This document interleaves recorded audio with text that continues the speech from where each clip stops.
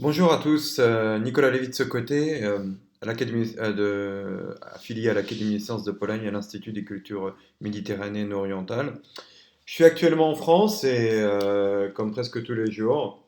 j'achète la presse en format papier et non en format électronique. Premier titre Libération, sommet sur l'Ukraine, la riposte,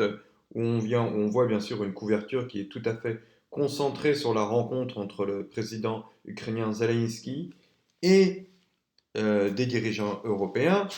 En comparaison, première page de Le Monde, Trump-Zelensky, l'altercation de tous les dangers. Nous voyons bien deux approches différentes quant à un conflit qui bien entendu est important également pour la Corée du Nord qui est le sujet principal de cette chaîne YouTube. L'implication de l'armée nord-coréenne dans le conflit opposant la Russie à l'Ukraine, ou plutôt dans un conflit où la Russie est le pays et l'attaquant, et l'attaqué demeure l'Ukraine, eh bien, la Corée du Nord a fait son entrée dans ce conflit en fin d'année dernière, tout particulièrement dans la région, dans les alentours de la ville de Koursk, où sur un petit périmètre, donc en territoire russe, se trouve non seulement des bataillons ukrainiens, mais également des soldats russes qui sont supplantés, bien entendu, par certaines brigades armées, certains bataillons, pardon, nord-coréens. La question qui se pose ici, c'est si le conflit entre la Russie et l'Ukraine perdure, va-t-il cela dans l'intérêt de la Corée du Nord?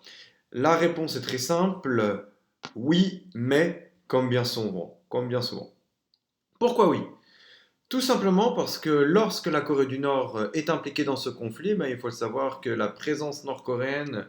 sur le territoire de l'ancienne Union soviétique constitue une certaine manne financière pour la Corée du Nord, car en échange de son appui militaire, de son appui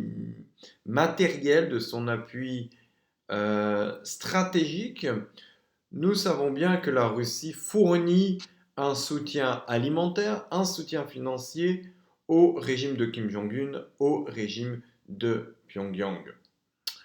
On peut donc en déduire que si le conflit aura tendance à se prolonger, même dans le cadre d'un cessez-le-feu, d'une armistice, cela ne signifie pas que les soldats ainsi que les officiers nord-coréens présents sur le territoire de l'ex-Union soviétique, sur le terrain du conflit opposant la Russie à l'Ukraine, se retireront. Bien entendu que non, ces Nord-Coréens continueront d'être présents sur ce terrain, peut-être dans le cadre d'autres missions qui leur seront euh, présentées par leurs supérieurs russes ou nord-coréens. Une extension en termes temporels du conflit entre la Russie et l'Ukraine fera plutôt basculer positivement la balance, du moins du point de vue financier pour la Corée du Nord, mais du point de vue, comme qui dirais-je, du point de vue de l'image que nous pouvons nous faire du régime nord-coréen, eh bien, cette image aura tendance à s'aggraver, et cela notamment pour les pays occidentaux qui déjà ne considèrent pas de bon augure les euh, provocations que le régime de Pyongyang effectue, notamment en Asie du Nord-Est, les attaques de piratage informatique que font certains hackers nord-coréens, et bien entendu le fait qu'hélas la Corée du Nord est impliquée dans une certaine mesure dans la production de drogue qui, euh, après avoir quitté ce pays, se dirige vers la Chine ainsi que vers certains pays européens. Donc l'image que l'on peut se faire de la Corée du Nord dans un contexte où le conflit aura plutôt tendance à s'étendre de manière temporelle, eh bien ce sera une image de plus en plus négative. J'ai eu l'occasion de discuter avec certains diplomates nord-coréens ou d'anciens diplomates nord-coréens qui m'ont souvent dit que lorsque leur pays effectuait une provocation, que ce soit envers la Corée du Sud, que ce soit envers le Japon ou même les États-Unis, eh bien ces diplomates, lors de rencontres avec d'autres diplomates d'autres pays, à chaque fois avaient tout simplement honte d'être les représentants de leur pays.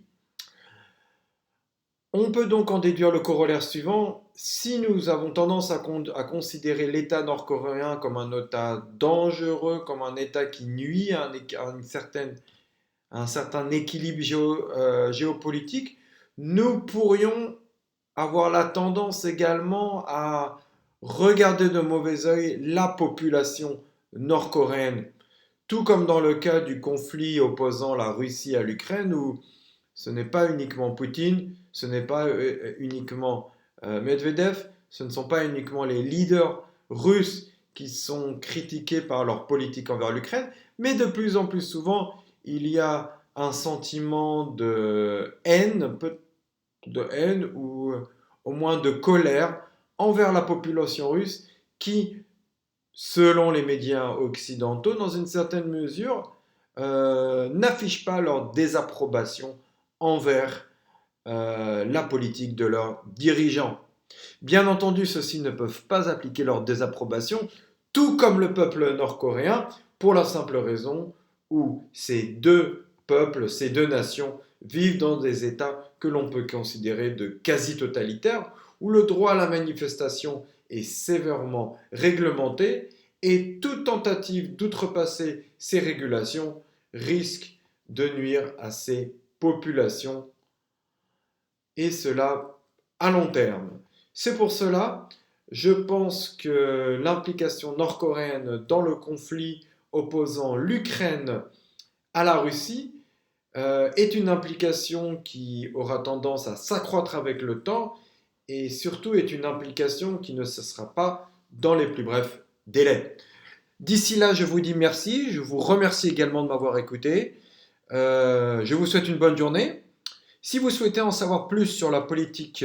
nord-coréenne, je vous invite à lire l'ouvrage que j'ai coécrit avec Han Chim-yong, ancien diplomate nord-coréen qui était en poste à l'ambassadeur nord-coréenne à Hanoï au Vietnam, ouvrage intitulé J'étais diplomate nord-coréen. Les informations concernant cet ouvrage sont disponibles dans le texte ci-dessous. Encore une fois, merci et à bientôt. Bonne journée. Au revoir.